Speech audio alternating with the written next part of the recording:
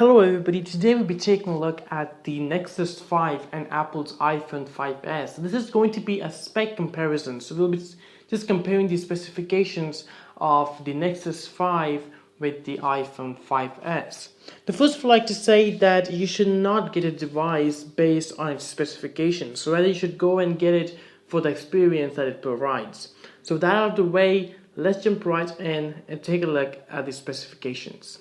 Now let's take a look at the processors first of all. So the Nexus 5 comes with the 2.3 GHz quad-core Snapdragon 800 processor, while the Apple's iPhone 5s comes with the A7 chip, which is clocked at 1.3 GHz dual core, and it is actually 64-bit. Now the Snapdragon 800 chip is not 64-bit, however the A7 chip is 64-bit.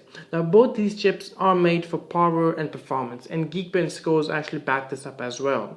And this is the Geekbench score of Note 3 running Snapdragon 800, and it scores 2818, while the A7 dual core chip scores 2523, which is phenomenal.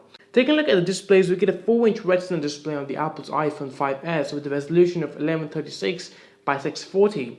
And in the Nexus 5, we get a 5-inch Full HD 1080p screen with PPI of 445. Over here, I think the winner is Nexus 5. It's got a 5-inch screen, it's full 1080p, the PPI is well over 445, and you just cannot go wrong with the Nexus 5 screen. Now taking a look at the RAM and the sensors, so basically the iPhone 5s has 1GB of RAM, while the Nexus 5 has 2GB of RAM. Both of these phones have the normal sensors like the accelerometer, gyroscope, proximity sensor. However, in the Apple's iPhone 5s, we get the motion curve processor, which is the M7 chip. So that kind of tracks your steps and when you're getting up, when you're using your phone, everything like that. So that's that. Now in iPhone 5s, we get the Touch ID as well, which is a fingerprint sensor, which you do not get in the Nexus 5. So with Touch ID, you can unlock your phone, you can make purchases of iTunes just by using a fingerprint.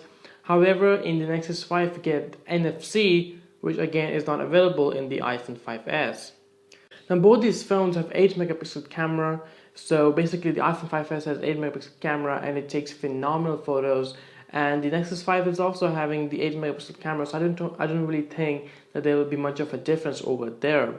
However, in the iPhone 5s, we get the slow-mo feature, which basically shoots a video at 120 frames per second, and you can slow it down. So this is actually a really tempting feature as well. Now taking a look at the batteries of both these devices, the Apple's iPhone 5s has a 1560 mAh battery, while the Nexus 5 has the 2300 mAh battery. And again, both these batteries are non-removable, so you cannot remove your batteries. So that's that. The Nexus 5 is priced at $349, completely unlocked, and the iPhone 5s is priced at $649, which is actually quite expensive. So that's a really big margin over there, so more people will be going for Nexus 5. So guys, that's basically the specification comparison of the iPhone 5s and the Nexus 5.